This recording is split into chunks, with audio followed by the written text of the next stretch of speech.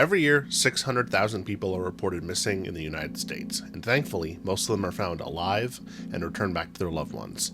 However, in a 5-year period in the 1900s, Vermont had a series of disappearances that both baffled and rocked the communities. Reminiscent of the missing 411 cases across America, these disappearances in the Bennington Triangle remain a mystery, despite the creation of a state police force meant to help solve these cases. Hello everyone, and welcome to Hider Thoughts, and today I'm thinking about the Bennington Triangle and the disappearances that occurred within. A lot of people attribute the disappearances in the area very similar to how they attribute disappearances in the Bermuda Triangle, wherein the Bermuda Triangle planes, ships, and people have disappeared throughout the years, and there's a lot of theories about why or where those planes and people actually ended up. In the Bennington Triangle, we have almost no evidence of where people went or what happened to them. We just have the fact that in this specific area, several people disappeared, mainly in a 5-year period. There were some before that and some after that, but the ones after were found relatively quickly. So it's interesting that just people vanished without a trace for a certain period of time, and then it stopped and kind of went back to normal, but we'll dig into that more as we get into the episode. Before we continue, I want to thank each and every one of you for watching. I really appreciate all the love and support, and let's get into it. The first case we're going to talk about, and perhaps the most famous from the Bennington Triangle, is Paula Welden. Paula Welden was a sophomore who worked in Bennington College's dining hall, and she was the oldest daughter of industrial engineer and architect William Archibald Welden, which is a fantastic middle name. On December 1st, she decided that she wanted to go hike the long trail and tried to find some friends to go with her. Unfortunately, they all declined. She left her dorm room with no bag, no spare clothes, or anything to imply that this was going to be more than a hike in the evening. She hitchhiked with a local contractor until she was 2.5 miles away from the trail. From there, she either hitchhiked or walked to the head of the trail. And we know she actually made it to the trail because a bunch of witnesses that were coming down the trail reported seeing her as she was going up. She had started walking on the trail in the afternoon, which meant that darkness was going to come soon. Her roommates weren't worried when they didn't see her at night, assuming she was studying in the library, but by the morning when she hadn't returned, they were terrified. They immediately told the college admin that she was missing, and they began searching the campus. They also notified the Bennington College state attorney, who called the sheriff's office to come and help with the search. A few days after they began searching, one of the hikers saw her missing poster and went to the sheriff to report that they had seen her going up the trail. That shifted the search from the area around the college to the area with the trail and the surrounding wilderness. After she had been missing for a few days, her father came down to help with the search and organize it. And when he came down, he found that the investigation was very unorganized, and so was the search, and it just reeked of poor training. It was so abysmal that he called the governor of Vermont to ask him for more law enforcement to come help with the problem. Because Vermont had no state agency, that governor called Connecticut asking for them to lend their state police force to come help search for the missing girls. The lack of a state agency is why the sheriff and other authorities were so overwhelmed, because they did not have a single point of authority, and it was just spread out all over the place trying to figure out how to search such a massive area. Over the next few weeks, hundreds of volunteers, state agents, and National Guardsmen searched on the ground and in the air for Paula, but they were unsuccessful. A few theories were crafted on what happened to Paula. Some are realistic crimes or accidents, and some are way out there. And we'll get into the way out ones later in the video, but for now we're going to talk about the criminal investigation related directly to Paula. After the obvious answer of she had gotten lost in the woods and just disappeared, the new team of investigators were able to find another witness who reported seeing her, a lumberjack. He said in his initial statement that after he was arguing with his girlfriend, he walked out of their cabin and saw her walking up, continuing on the trail. Later, he reported giving her a ride up the trail and then talking to her on the trail, and it just kept shifting every time someone asked him the story. Several years later, he said in a bar in a drunken stupor that he knew where her body was buried within a few hundred yards. This, of course, piqued investigators' interest, so they brought him in for questioning, where he gave up that he did not actually know where she was, but he said that trying to impress people in the bar. It's an interesting story, and if you've ever watched videos about the Yuba County Five, you know that one of the main suspects in that case was somebody who originally was just a witness, like, oh yeah, I saw the boys, and then later in a bar he said, oh no, I know what happened to the boys, I know where their bodies are, and then when asked when he was sober, he recanted the statement. So a lot of people try to point to this as the person that made her disappear, but there's never any physical evidence to tie him to it, so he was never charged with anything. Him lying to the police does not make him look innocent, but there is no physical evidence tying him to the actual crime. Another theory is that her dad actually committed the crime, as there were reports that she had been fighting with him, and that's why she did not go back up to her family's estate for Thanksgiving. This theory is later supported by the fact that during the search, her father disappeared for 36 hours, and when he returned, he said he had gone to a diner to investigate a claim by the waitress that his daughter had been there, and the state police, well, Connecticut State Police, didn't think it was worth investigating, but he did, so he went up there, turned out to be a bust, and he came back. But the fact that he was gone for 36 hours makes people think, oh, he was hiding her body or something. I don't really think that's what happened, because you have to remember the time. This is 1946, where the only way to call someone is if you know what building they're in and you know the phone number for that building. So if he went to check out a diner and nobody knew where he was going, or even if they didn't know where he was going, and he gets to the diner and leaves before they call the diner, they're not going to be able to get in touch to him. So I don't think he did it. Him running off to investigate a lead makes sense to me, but it's one of the theories, so I have to mention it. Another theory is that she did not go home for Thanksgiving because she was depressed over a boy, and she did not want to see her family because the boy she was depressed over was in her hometown.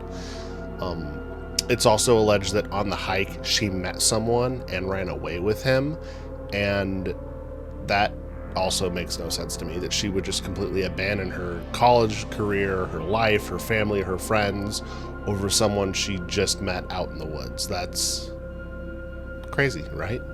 The last theory related to Paula that we're going to talk about is that there was an active serial in the area, and I don't think that this is the case, and we're going to dive more into the serial angle later in the episode, but the theory is that there was an active serial killer in New England that was picking off college girls. But as we're going to discuss later with some of the other disappearances, Paula was the only college girl that disappeared, so that theory doesn't really make sense. Paula's disappearance was a pretty big deal. It was in the news, her father was well connected, there was a multi-week manhunt looking for her, and just nothing came out of it. But she wasn't the first person to disappear in these woods. In fact, a year before, a man named Middie Rivers had disappeared. Rivers was an avid outdoorman and very familiar with the area. So familiar, in fact, that his son-in-law owned a cabin near the Long Trail where Paula disappeared, but he frequented that area often. When he disappeared on November 9th, which you'll notice is very close date-wise to Paula's disappearance, searchers from Fort Devens and the Vermont State Guard looked for him. After not finding him for a few days, they switched to a recovery mission looking for his body instead of looking for him. One of the members of the search party said, "Many have gotten lost in these woods over the last few decades, but we always find their remains." Unfortunately, Rivers joins Paula as one of the people that were never found. Jumping 3 years ahead in our timeline of disappearances, we're going to talk about James Tedford. James Tedford disappeared 3 years after Paula did on December 1st. He was a World War I veteran who was residing at the Vermont Soldiers' Home in Bennington, and he was last seen at a bus depot in Burlington as he was returning home from visiting family and friends out of town. The last person to report seeing him was the bus driver, who says he thinks he saw Tedford acting queerly in downtown Brandon. After that, he was never seen again. A full week later, the Soldiers' Home reported that he was missing, and the police were only able to track him back to downtown Brandon. Several reports stated that he was mentally ill, and the friends from out of town said that he was really, really sad and did not want to come back home to the soldiers' home. So, couple lines of thought here. One, the bus driver stated that he was acting queerly in downtown Brandon. Some people take that to imply that he was seeking company of the same sex. And for the time, I can understand how people might think that. But the other definition of acting queerly is he was just acting different and not of himself. And the fact that his friends up north had reported that he was mentally ill and did not want to go home, I'm not 100% sure what happened. I just know he disappeared somewhere in that town. Moving forward into 1950, we're going to talk about Paul Betty Jepson. Paul Betty Jepson was an 8-year-old boy who disappeared in October. He was accompanying his mother, who drove down to the farm where they had some pigs, and she left him unattended in the truck for 30 minutes. After she called police when he was missing and they arrived, they began to search the dump near the farm and the woods near where Buddy disappeared to, even bringing up bloodhounds to try to find him. The hounds did not go into the woods like the investigators thought they would. Rather, they followed the road back out to the intersection where the hounds just stopped and they didn't go anywhere else. They just sat because that's where the trail ended. Buddy's father thought that somebody might have struck him at the intersection and then grabbed him so that there wouldn't be any witnesses or evidence of a crime. And I think that is optimistic if Buddy was grabbed there. I kind of hope that's what happened to him, because being abducted, especially at 8, is horrific. And I can't imagine what happened to Buddy. The other thing that his father thought was perhaps Buddy did go into the woods and the hounds were wrong. And he thinks that the investigators would have missed him if they were looking for him, because his clothes would have blended into the environment, because he was wearing brown and green at the time that he was disappeared, which matched perfectly with the greens and browns in the forest. You know, Buddy was the youngest of the people that disappeared, which, like I said earlier, is why I don't think there was an active serial picking people off in the area, because it's weird to go from man in his 70s, college girl, man in his 70s, 8-year-old boy. That just doesn't make sense to me. The last person we're going to talk about disappeared 16 days after Buddy did, and her name was Frieda Langer. She went missing while she was hiking in the woods. So, unlike Paula, she was hiking with her husband and her cousin when she fell into a stream by accident, and she left the two of them to go back to camp so she could change into some warm clothes. That was the last time that she was seen alive. Over the next few weeks, 400 people searched for her, once again with people on the ground and aircraft in the skies looking down. Unlike all our other cases, though, her body was actually found in May of 1951. The really odd thing was that her body was found in an area that had previously been searched before, but it had decomposed too far to figure out how she had died. Her husband had suspected for a long time that her long-standing seizure disorder had happened and kicked in, and that caused her to become disoriented and lost in the woods. Unfortunately, with the state of her body, it was impossible to determine what really happened to her. And with that, that is the last of our mysterious disappearances in the Bennington Triangle. There were other disappearances in the state because, you know, like we said earlier, there are 600,000 people a year that disappear in the United States, so there's going to be more disappearances, but none of the future disappearances had such a mysterious circumstance around them as these 5 cases did. So let's talk about the impact that these cases had on the area. Number one, the most obvious one is, you know, it's got a supernatural aura around it now. It's the Bennington Triangle. People are disappearing in this area. But that term wasn't actually coined until around the 80s, from what I can tell, from an author, Joseph A. Citro, and I hope I pronounced that right, in his book, The Shadow Child, which is a fictional story that incorporates these disappearances into the story and helped to solidify the area as a more paranormal experience than just people disappearing in the woods. One positive real-world effect that these disappearances had on the area was because of Paula's disappearance and her father's influence. Sometime after she disappeared, the state of Vermont created the Vermont State Police Force in response to how poor the investigation and the lack of training happened at the beginning of her investigation, especially the first 10 days because they were an absolute nightmare. This new police force was going to take responsibility for cases like Paula's, owning search and rescue of the wilderness, documenting the investigation, and being one authority for this type of operation. 13 years after she had disappeared, the Vermont State Police, still searching for her, ended up finding a skeleton that they were hopeful was Paula's. Unfortunately, the skeleton was not Paula's, and we don't know whose it was because it was older than Paula was at the time it was found. So we don't know when the skeleton passed, and we don't know who it is, but it does show that there's more than just these 5 people that have disappeared in the woods before. So let's talk theories. So that area is full of old sawmills and abandoned buildings, so there are a ton of places for homeless and runaways and possible attackers to hide in. And just reading some of the descriptions of the area gave some real Borrasca vibes. And if you don't know what Borrasca is, it's a fantastic creepypasta with one of the most horrific endings I have ever read. If you go read it, you will feel icky. Viewer discretion heavily advised if you go look at that. But that town as described is kind of the vibe I got when I was reading some of the surrounding areas that people disappeared in. So as we discussed earlier, one theory is that a serial killer was active in the area. The theory purports that the serial killer used the area and the abandoned buildings in it as a hunting grounds, and he was active throughout most of New England. Assuming. I don't like this theory mainly because if he was a serial killer, other than people disappearing, it doesn't really sound like he has an MO. Like, most serial killers will pick certain types of people, ladies of the night, college girls, couples, something along those lines. But this was a myriad of hikers, outdoorsmen, ranges 74 to 8, and the people just disappeared, all with the exception of Frieda, whose body was found almost a year later from when she had disappeared. Maybe not, maybe it was 6 months later. I think it was 6 months.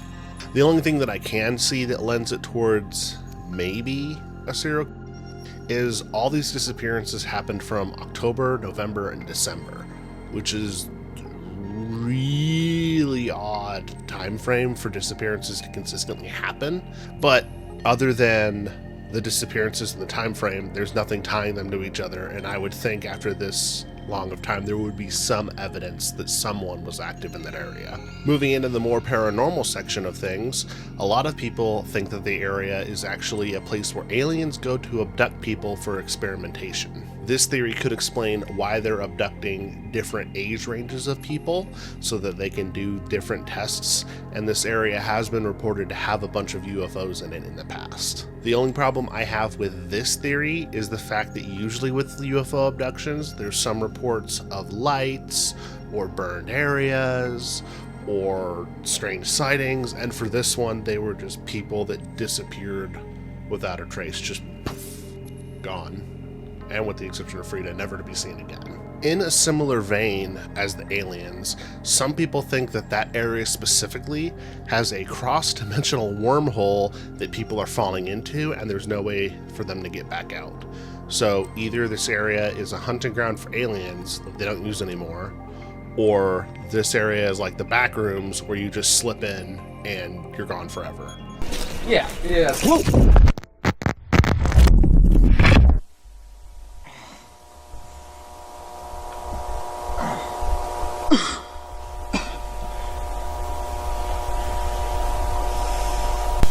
Clearly, these are the accurate theories that we need to be investigating more. The last theory we're going to talk about, and apparently this is now a Cryptids Across America video, because we're going to talk about everybody's favorite cryptid, Bigfoot. But not Bigfoot.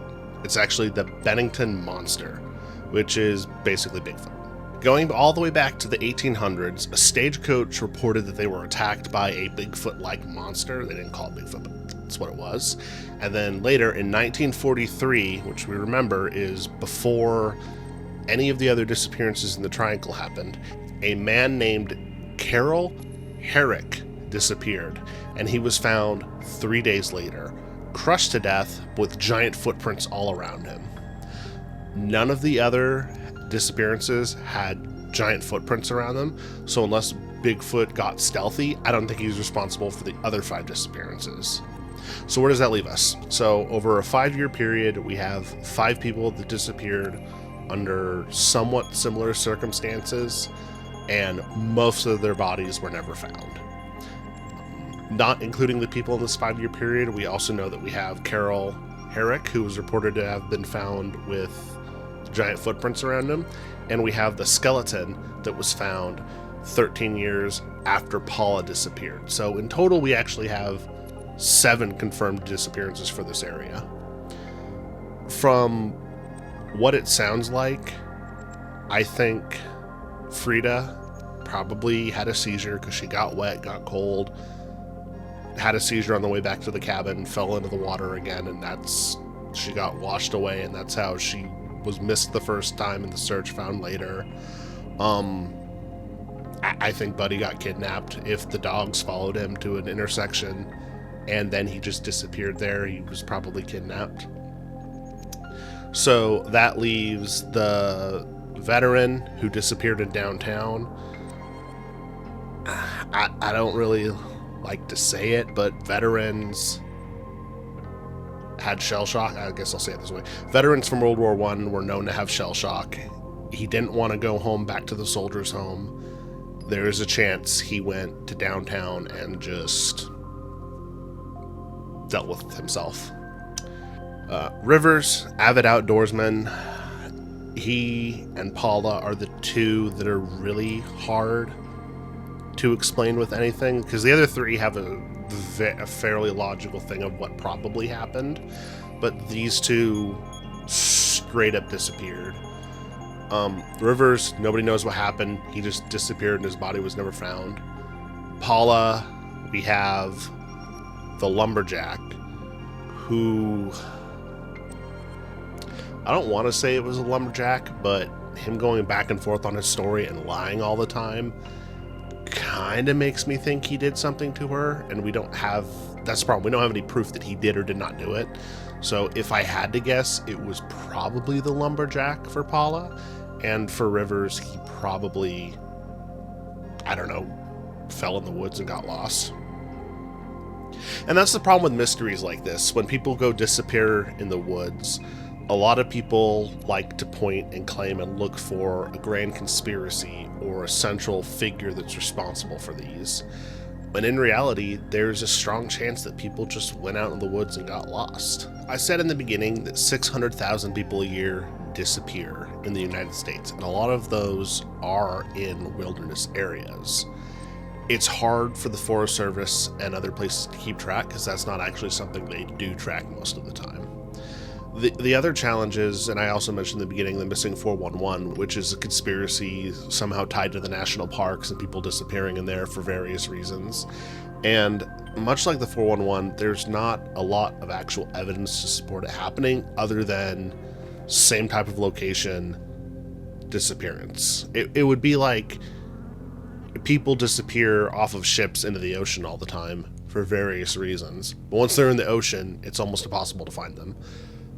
It's not too far-fetched to see that the same thing could happen out in the wilderness, which is terrifying. Because as beautiful as the woods and nature are, we have to remember that we need to be on our toes and focused when we're out there, because it's not our home, it's nature's home.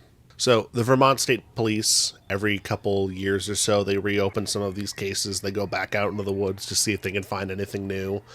I'm sure they're going to keep doing it until they find something.